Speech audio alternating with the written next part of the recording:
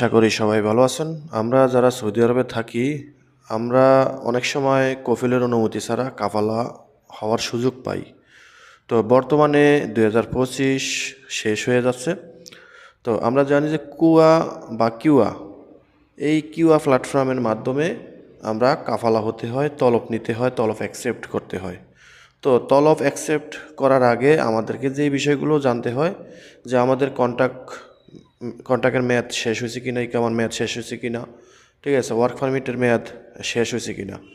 তো বেসিক্যালিভাবে আপনি দুইটা জিনিসের মেয়াদ শেষ হলে আপনি কফিলের অনুমতি ছাড়া কাফালা হতে পারবেন।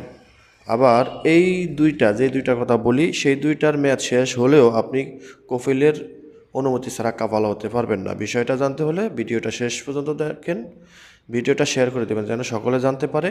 চ্যানেলে নতুন হলে চ্যানেলটি অবশ্যই সাবস্ক্রাইব করে রাখেন। তো যে দুইটা বিষয় আপনি জানলে আপনি কফিলের অনুমতি ছাড়া কাফালা হতে পারবেন, সেটা হলো যে আপনার যদি ওয়ার্ক পারমিটের মেয়াদ শেষ হয়ে যায় এবং ইকামার মেয়াদ শেষ হয়ে যায়, তাহলে আপনি কাফালা হতে পারবেন। এখানে তিনটা অপশন থাকে, আমি গত ভিডিওতে বলছিলাম। তিনটা অপশনের মধ্যে দুইটা অপশন মেয়াদ উত্তীর্ণ হয়ে গেলে আপনি কাফালা হতে পারবেন। এক নম্বরে আমি আবার বলি, এই ওয়ার্ক পারমিট, আর একটা হলো ইকামা।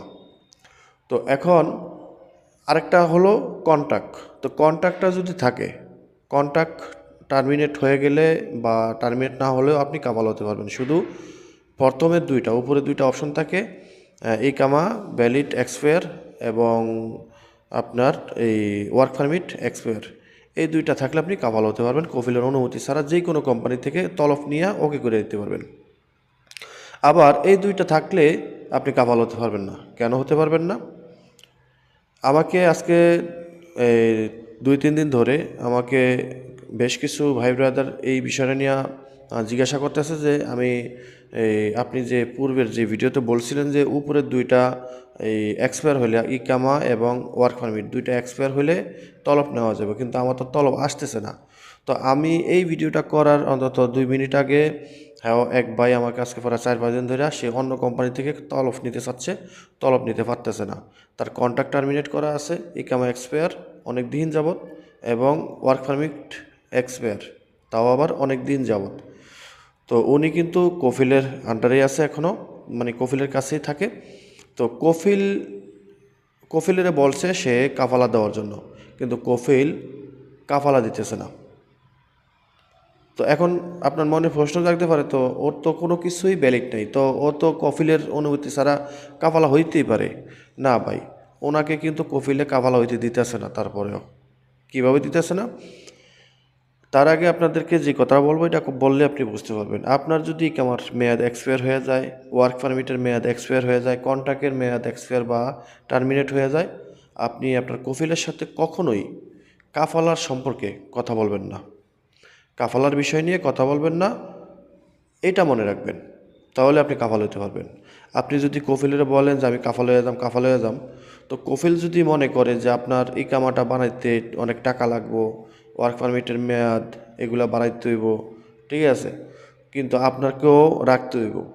তো ওই যে কথায় বলে না, মুরগির জন্য মায়া লাগে, মেহমানের জন্য মায়া লাগে।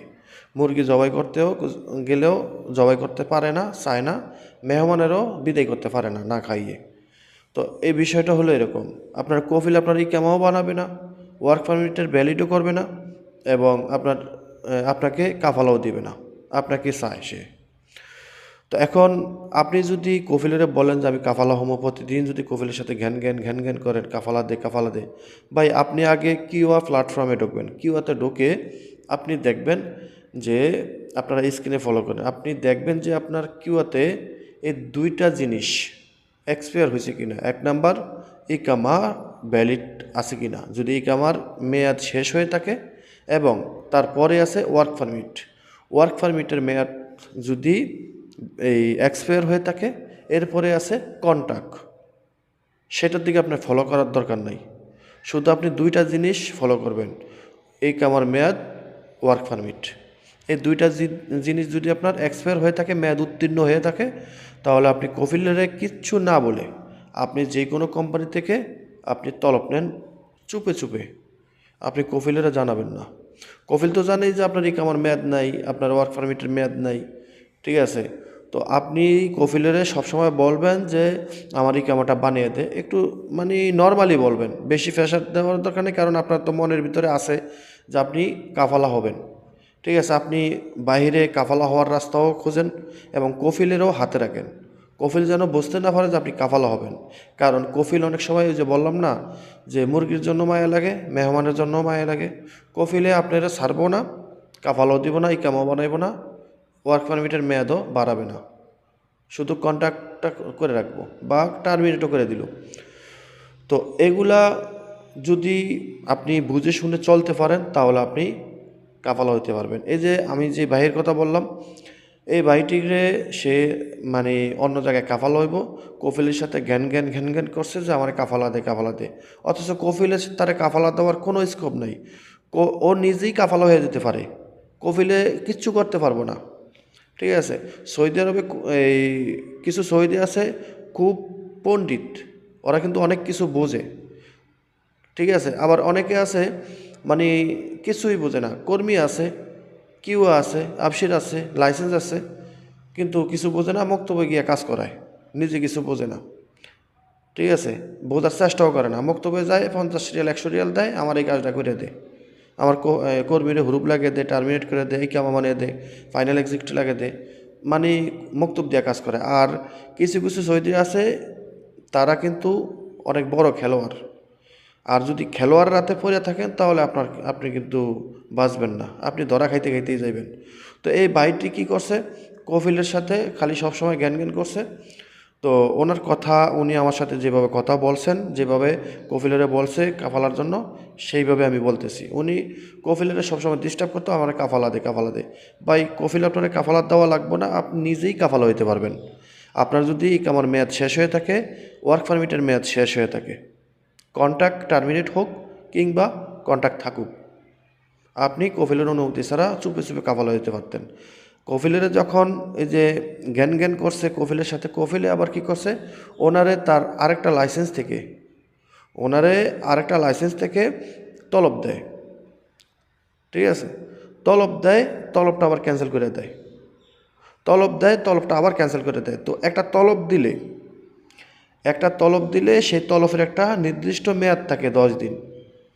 10 দিনের মধ্যে আপনি তলবটা যদি অ্যাকসেপ্ট না করেন বা কোনো কারণে যদি ক্যান্সেল হয়ে যায় অটোমেটিকলি, তাহলে 10 দিন পরে আরেকটা তলব নিতে পারবেন। তো ওনার কফিল কী করতেছে, ওনার কফিল কিছুদিন পরই তলবের যেই নির্ধারিত মেয়াদ থাকে, ট্রায়াল পিরিয়ডের একটা মেয়াদ থাকে যে এই তলবটা এতদিন থাকবে বা এতদিন পরে উনি আরেকটা তলব নিতে পারবে। যখন কিউআর সিস্টেম ছিল না তখন আবশির থেকে সরাসরি তলব দিত, সেই তলবটা ইকামার মেয়াদ শেষ হলে অটোমেটিক ওকে যেত, আর ইকামার মেয়াদ থাকলে পুরানো কফিল ওকে করে দেওয়া লাগতো, ঠিক আছে। এটা এখনও আছে, শুধু প্ল্যাটফর্ম ভিন্ন হয়েছে কিউআ এবং আবশির। তো আগে কিন্তু একটা তলবের মেয়াদ থাকতো 22 দিন, 21 দিনের মধ্যে তলবটা ওকে না করলে তলবটা ক্যান্সেল হয়ে যেত, তারপরে আবার লং টাইম ধরে অপেক্ষা করা লাগতো, ঠিক আছে। লং টাইম ধরে অপেক্ষা করা লাগতো। এখন সেটা শর্ট টাইম করছে। তো আপনি যদি একটা তলব আসার পর তলবটা যদি ক্যান্সেল হয়ে যায়, সেই তলবটা কিন্তু একটা নির্ধারিত সময় থাকে, 10 দিন বা আমি 20 দিন ধরলাম, 22 দিন ধরলাম, এই সময়ের মধ্যে আপনি আরেকটা তলব আনতে পারবেন না। তো ওনার কফিল কিছুদিন পরই তলব দিয়ে আবার ক্যান্সেল করে দেয়, কিছুদিন পর তলব দিয়া সাথে সাথে আবার ক্যান্সেল করে দেয়। তো এই তলবটা উনিও অ্যাকসেপ্ট করতে পারে না, আবার ওই কফিলেও অ্যাকসেপ্ট করার সুযোগ দেয় না এবং কাফালা হওয়ার সুযোগ দেয় না। তো অন্য কোনো কোম্পানি থেকে ওনাকে কিন্তু তলব দিতে পারতেছে না। একটা তলব যদি ঢুকে থাকে তাহলে আর একটা তলব ঢুকবো না, এই তলবটা ক্যান্সেল হওয়া এবং এই এটার যে নির্ধারিত একটা সময় থাকে, সময়টা মেয়াদ শেষ না হওয়া পর্যন্ত। তো এই হলো বিষয়টা, আপনারা এই বিষয়টা সতর্ক থাকবেন। আপনার ইকামার মেয়াদ শেষ, ওয়ার্ক পারমিটের মেয়াদ শেষ, কিউআরটা চেক করবেন, কফিলের কিছু বলবেন না, কফিলের সাথে সমঝোতা করে থাকবেন, ভালো ভালো কথা বলবেন, আর বাইরে কাফালা হওয়ার জন্য চেষ্টা করবেন, চুপে তলব নিয়ে ওকে করে নেবেন, ঠিক আছে। তো আশা করি বুঝতে পারছেন, ভিডিওটা শেয়ার করে দিবেন, চ্যানেলটি সাবস্ক্রাইব করে পাশে থাকা বেল আইকনটা অন করে রাখবেন। আল্লাহ হাফেজ।